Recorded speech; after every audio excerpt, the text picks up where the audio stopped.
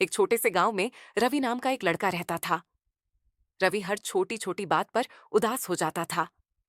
अगर बारिश होती तो कहता, अब मैं खेल नहीं पाऊंगा। अगर धूप निकलती तो बोलता, कितनी गर्मी है। और अगर कोई उसे कुछ कह देता तो उसका पूरा दिन खराब हो जाता। रवि की इस आदत से उसके दादाजी बहुत चिंतित रहते थे।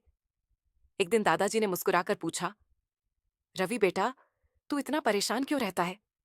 रवि बोला, दादाजी, मुझे समझ नहीं आता, सब लोग हर समय खुश कैसे रहते हैं? मेरे साथ तो हमेशा कुछ ना कुछ बुरा ही होता है।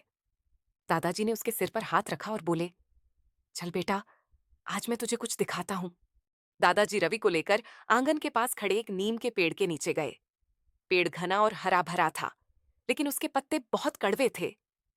दादाजी बोले, रवि, इस पेड़ को देखो, इसके पत्ते कितने कड़वे हैं, फिर भी यह पेड़ हमेशा हरा रहता है, मजबूती से खड़ा रहता है।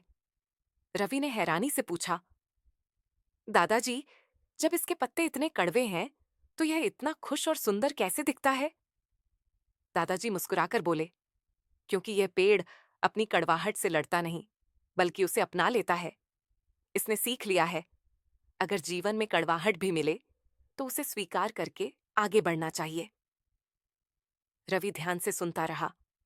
दादाजी की बातें उसके मन में उतरने लगीं। उस दिन के बाद रवि बदलने लगा। अब वह हर परिस्थिति में कुछ अच्छा ढूंढने लगा। एक दिन उसका दोस्त उसकी पेंसिल तोड़ बैठा। पहले की तरह गुस्सा करने के बजाय रवि मुस्कुराकर बोला, पेंसिल टूट गई, कोई बात नहीं, दोस्ती तो अभी भी सलामत है। एक दिन बारिश आई। पहले रवि उदास हो जाता था, लेकिन अब उसने खुशी से कहा, वाह, आज तो मैं कागज की नाव बनाऊंगा। कुछ दिनों बाद दादाजी ने पूछा, रवि, अब तू खुश रहता है? रवि ने मुस्कुराते हुए कहा, हाँ दादाजी, अब मुझे समझ आ गया है, खुशी किसी परिस्थिति में नहीं, बल्कि हमारे सोचने के तरीके में होती है। अगर मन मीठा हो तो नीम के पत्ते भी मीठे लगने लगते हैं।